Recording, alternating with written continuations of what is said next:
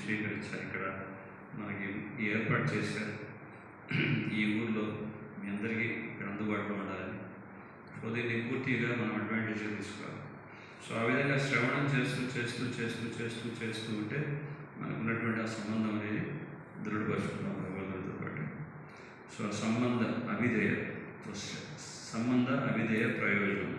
So అవిధేయం అంటే విన్నటువంటి విషయాన్ని ఆచరణలో తీసుకురావాలి. సో అది ఏ విధంగా ఆచరించాలి, ఆచరించేటటువంటి విధి విధానం ఏమిటి అంటే ఇక్కడ భగవంతుడి యొక్క నామాన్ని జపించడం.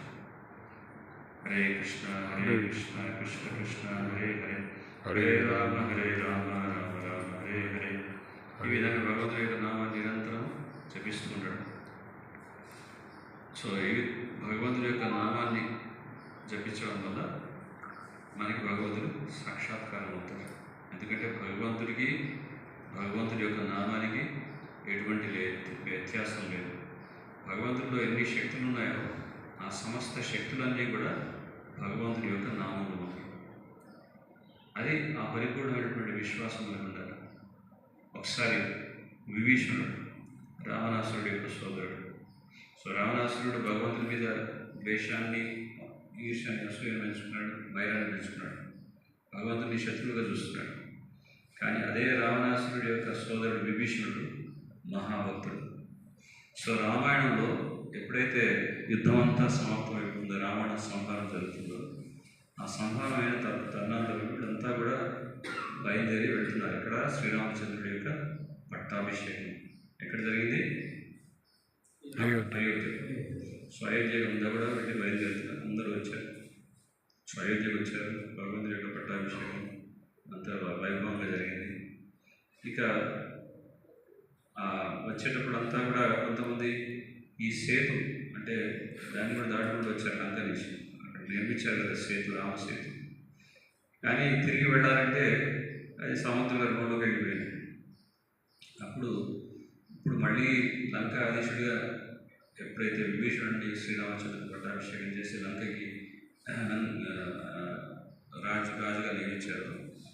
అప్పుడు తిరిగి వెళ్లాల్సినటువంటి సమయంలో అక్కడ ఉన్నటువంటి సైనికులు ఎవరైతే ఉన్నారు విభీషణుడు, మరి రాజాన్ని ఎట్లా తిరిగి వెళ్ళాలి అని ప్రశ్నించినప్పుడు ఆయన ఒక చిన్న పొట్లం కట్టించారు. ఒక రాయిని ఒక పొట్లంలో కట్టి ఇచ్చారు. సో వాడంతా తీసుకొని తిరిగి బయలుదేరి వచ్చేటటువంటి ప్రయత్నంలో ఉన్నారు. సో అలా సముద్రం మీరేం పర్వాలేదు, సముద్రం మీద కాలు మోపినా కానీ మీరు మునగరు, మీరు అలాగే నీటి మీద నడుచుకుంటూ వెళ్ళవచ్చు అని చెప్పారు. సో వాడు అలా చేతిలో పెట్టుకొని అలా నడుచుకుంటూ వెళ్తున్నారు. కానీ విభీషణుడు ఏం చెప్పారంటే, కానీ దాన్ని తెరిచి మాత్రం చూడకండి, తెరిచి చూశారంటే మాత్రం ప్రమాదం చెప్పారు. సో వాడు ఏం చేశారు, కొంచెం దూరం వెళ్ళిన తర్వాత ఏంటి దీంట్లో ఉన్నటువంటి చమత్కారం, నీటిలో కూడా మనం ఉండకుండా తేలుతూ ఉన్నాం, ఏముంది దీంట్లో, ఆ శక్తి ఏంటి ఆ శక్తి పరిశీలిద్దామని చెప్పేసి తెరిచారు. తెరిచి చూస్తే అందులో ఒక రాయి మీద రాశారు. ఏమని? శ్రీరామ శ్రీరామ అని రాశారు. రాయగానే ఓ సింతే కదా, దీంట్లో పెద్ద విషయం. అప్పుడప్పుడు మనం ప్రచారం పెడుతున్నప్పుడు నాకు కూడా తెలుసునండి, నాకు కూడా తెలుసు హరే కృష్ణ హరే కృష్ణ కృష్ణ కృష్ణ హరే హరే హరే రామ హరే రామ రామ రామ హరే. నాకు కూడా తెలుసు, అందరూ అదే అంటారు. నాకు కూడా తెలుసు. మంత్రం ఉంటుంది. తెలియడంగా దాన్ని ఎంత నిష్ఠతో శ్రద్ధతో దాన్ని మనం జపిస్తున్నామో, అది జపించినప్పుడే మనకి దాని యొక్క విలువ అర్థమవుతుంది. సో మన భారతదేశంలో ఉన్నటువంటి ఒక ప్రమాదం ఏంటంటే, మనకన్నీ తెలుసు అనుకుంటాం. భగవద్గీత తెలుసు, రామాయణం తెలుసు, భాగవతం తెలుసు, మహాభారతం తెలుసు.